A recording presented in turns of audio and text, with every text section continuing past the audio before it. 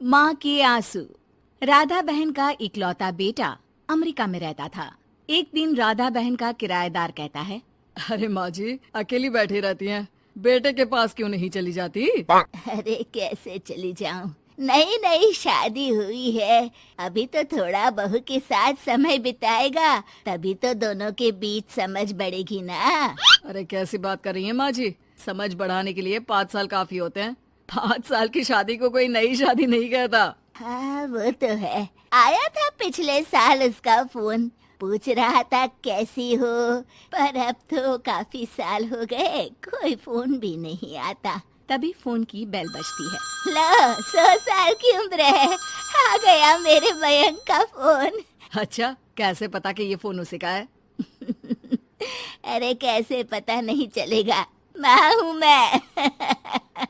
अरे रहने दो माँ जी, 1 साल से जिसका फोन नहीं आएगा वो अब क्या करेगा? होता भी वही है, फोन पर मयंक है। कैसी हो माँ? अरे बेटा तेरी आवाज सुन ली, अब तो मौत भी क्यों ना आ जाए, बहुत याद आती है बेटा। माँ मैं वो ऑफिस में था। अच्छा माँ, वो रीना बोल रही थी कि तुम अकेली रहती हो इंडिया में, वो ठीक नहीं है। अब बुजुर्ग भी तो हो रही हो, अकेले पकाना खिलाना, वो चाह रही है कि अब तुम यहीं आ जाओ, हम लोग साथ रहते हैं ना। राधा बहन की आंख से पानी गिरने लगता है, वो कुछ नहीं बोल पाती। माँ हेलो, सुन रही हो ना माँ? हाँ बेटा तेरे साथ रहूंगी, सुबह शाम तुझे देखूंगी, और क्या जीवन में है तेरे पापा के जाने के बाद। तभी बीच में बेटा माँ को रोक देता है।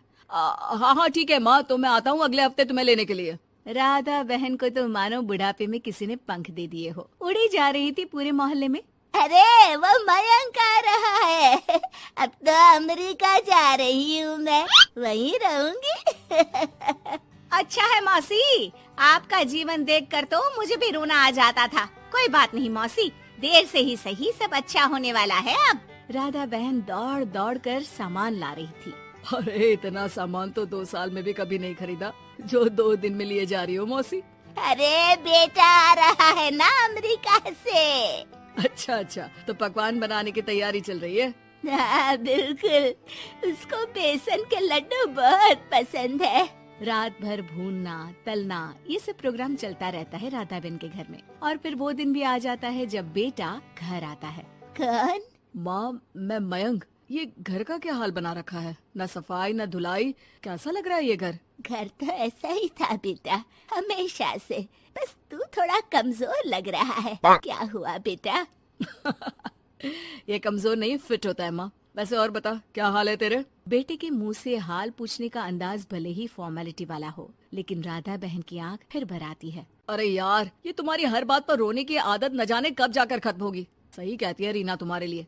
रीना बहू क्या कहती है मेरे लिए? यही के बस यही एक आदत है तुम्हारी माँ की, इमोशनल ब्लैकमेल। अरे यार अब इसमें रोने की क्या बात है?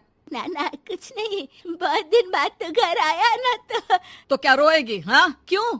अच्छा ये ले, तेरे लिए रात भर बैठकर ये बेसन के लड्डू बनाए हैं, और ये अचार तुझे बहुत पसंद है ना? पसंद है नहीं माँ, पसंद थे।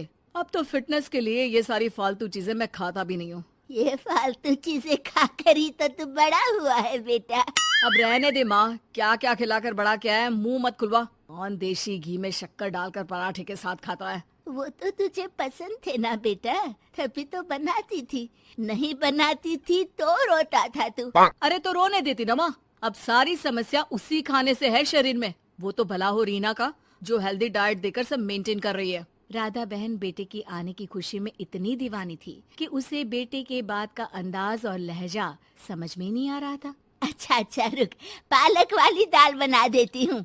रहने दे माँ, मैं होटल से ऑर्डर कर देता हूँ। इतने साल बाद होटल का खाना, माँ के खाने की याद नहीं आती थी।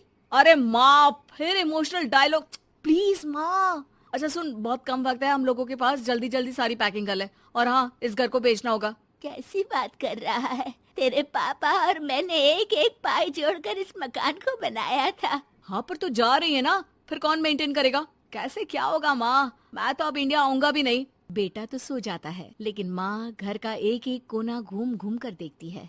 सही बात है, क्यों मोह माया जोड़ रही हूँ मैं इस घर से? आखिर बेटे के साथ रहना ही तो होता है हर माँ बाप को। लेकिन इनकी यादें हर एक कोने में है। खैर, औने पौने दामों में घर को बेच बेटा और माँ एयरपोर्ट के लिए रवाना हो जाते हैं। माँ यहीं बैठ, मैं अभी आया। नहीं नहीं बेटा, मैं साथ रहूंगी, पहली दफा आ रही हूँ ना। अरे माँ, टिकट, बोर्डिंग, सामान, चेक इन, 10 काम है, करके आ रहा हूँ ना। ठीक है, जल्दी आ जाना, यहाँ घबराहट होती रहेगी। बेटा माँ को समझाकर चला जाता है। माँ बैठी रह जाती है लेकिन बेटा आता ही नहीं। एयरपोर्ट के लोग बताते हैं कि इस नाम का लड़का तो कब का अमेरिका की फ्लाइट लेकर उड़ चुका है। माँ किसी तरह अपने बीके हुए मकान में ही आ जाती है। मुझे कुछ दिन रहने दो, पता नहीं क्या हुआ, हो सकता है कोई मजबूरी हो बेटे की। नया मकान मालिक कहता है। अरे माँ जी, कमरा तो मैं आपको दे दूं, पर भाड़े का क्या? पति की पेंशन भी है भैया। ठीक है, आप आराम से रहिए, लेकिन एक बात बताइए, आप किसी रिश्तेदार के घर क्यों नहीं चली जाती? अरे कैसी बात कर रहे हैं आप, मेरा बेटा कभी भी आ सकता है। अगर मैं उसे यहाँ नहीं मिली तो